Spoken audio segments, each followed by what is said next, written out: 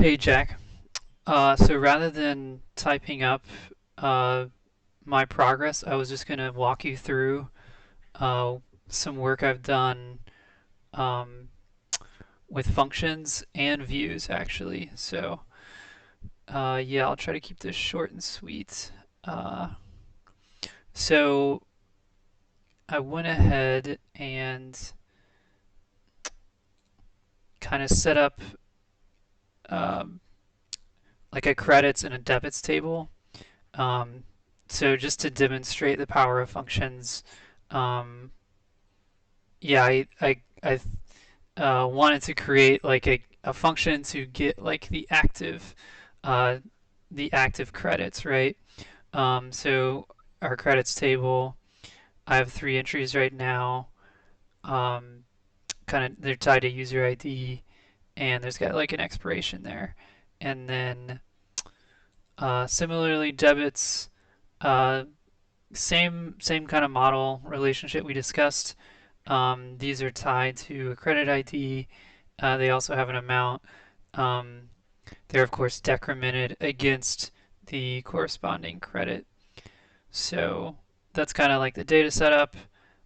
Let me go ahead and show you. Let's show you the function. So I have this get active credits function. Um, I don't know how important it is to explain the syntax. There's documentation around it. I can definitely share that with you. But essentially, I'm creating a function, passing in a user ID, uh, and I want to return the active credits um, that is associated with that user. So some SQL here. Basically, I'm selecting from a credits table and summing on the amount uh, in that credits table where the user ID is equal to the user param and the expiration is greater than like right now. So it expires in the future, right? I want to ignore uh, credits that have already expired, and I want to ignore other user credits. I'm only concerned about um, the active credits with the current user. So I do that for credits, and I do something very similar for debits. Um, the only difference is I'm joining on the credit ID just to get access to this user ID, which for normalization reasons I didn't include in the debits table. As every debit is associated with a credit, it wasn't really necessary. So similarly, I'm summing the debits associated with that user. Um, uh, right. Right. Oh, I'm also joining on this credits table to get access to this expiration. Right. So if the associated credit is expired, I don't care about that debit, right? I'm ignoring those debits that are paid towards credits that are already been expired. So, um, yeah, similarly, then I sum up the amount and doing some fancy SQL here um, to basically, in cases where this is null, in case like, um, for example, if there are no entries for credits associated with that user, it's going to return null instead of zero. So I'm just saying return zero instead of null, so we can work with actual integers. So just do a quick calculation, sum minus some credits minus some debits, and then return the active credits. So this is probably more than you needed to know, but uh, using this function to return get active credits of a user. Uh, so I can go ahead and run this. And I passed in this user ID and they have 100 active credits. This is 9 98 BD something something something, and we can just go ahead and verify that.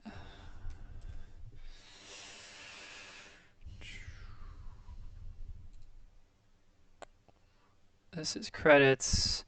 This user 998BD has 100 credits to their name, and if we go to the debits, um,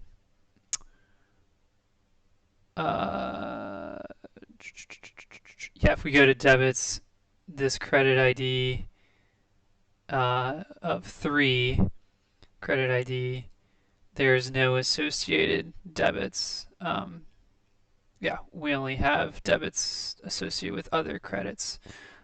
So we have 100 input, 100 coming in, 0 taking out. So yes, the is in fact um, 0 credits on this user. So I'm sorry, 100 credits on this user. So that's yeah. So that's the database side of it. So I'm going to show you how I'm invoking that in Clutch, which is pretty cool. Taking advantage of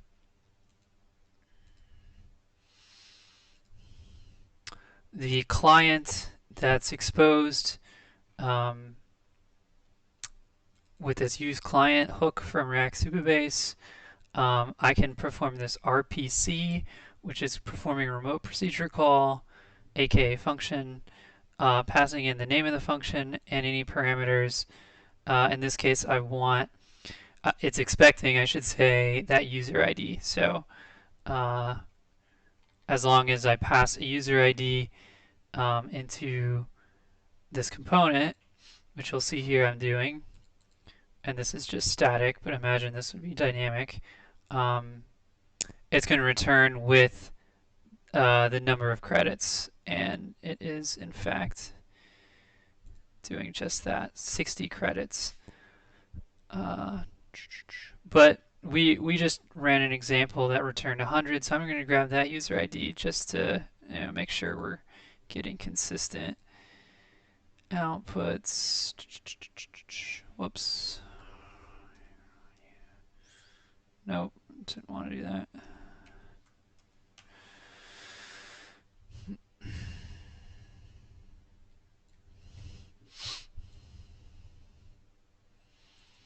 So paste that in here. And it actually is automatic, updating automatically. So that's pretty cool. Anytime you update any of these properties, it's going to run that query again. Yeah, I flip it back, it goes back. Um, cool. So that's functions, and they work. I designed this Supabase function query to work exactly like um, insert or select or update. I mean, we can take a look at the bindings. It's returning a state with some data, also errors and all different kinds of things, but also a function. So you'll notice um, this button is actually triggering that same query function that's being exposed by the function. So uh, both when the component mounts, when any of the component props update, or when I invoke this function on like a click event, it'll go and update and actually update any of the bindings that are already bound to the result. So that's kind of functions in a nutshell. Yeah, should look very similar. I think we can go ahead and talk about views. Um, so let's go back to Supabase and look at this user view I created. So I just kind of made this as a proof of concept. Um, we are creating this user view, and basically we're defining a select statement that as a shorthand um, to, well, not even that, like yeah, like views are great because they can return data exactly how like formatted exactly as you like. You can return certain columns if you want. You can do summations on columns. Um, you can rename columns. You can do filtering. And not have to worry about any of that from the client side. You can define your columns, you can define your filters on the database side and just say, hey, select from user view exactly like you would from a table, but it's doing this more complicated select statement in the background. Um, so another really cool part about it is I can actually reference my function that I wrote earlier, get active credits on this user as a column on this view. So now I'm starting to like compose views with functions with other columns, and it's kind of all building on top of each other. Uh, so I'm going to return a user view that is essentially combining, it's joining on like some of the context information onto that user table via the user ID. It's displaying the user email and it's displaying the credits associated with that user. So if I just comment this out and then run this, we'll see the results set.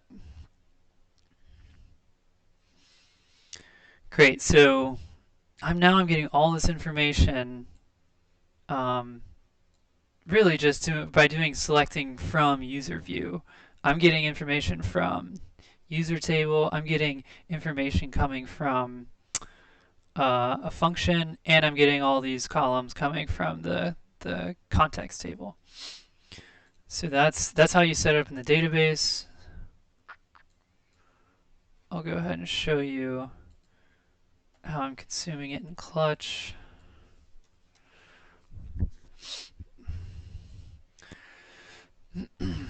So inside of Clutch, and I had mentioned this before, but our select query,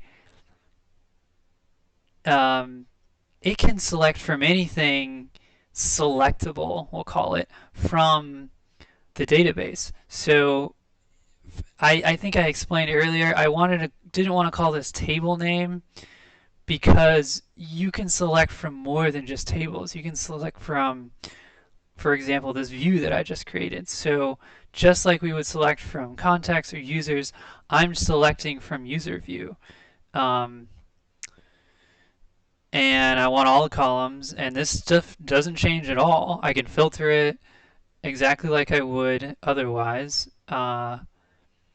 But but yeah, instead of selecting from a table, I'm getting this information, and I only wanted to show 3 columns. So for each of the data coming back, I'm just displaying email, name, and number of credits. So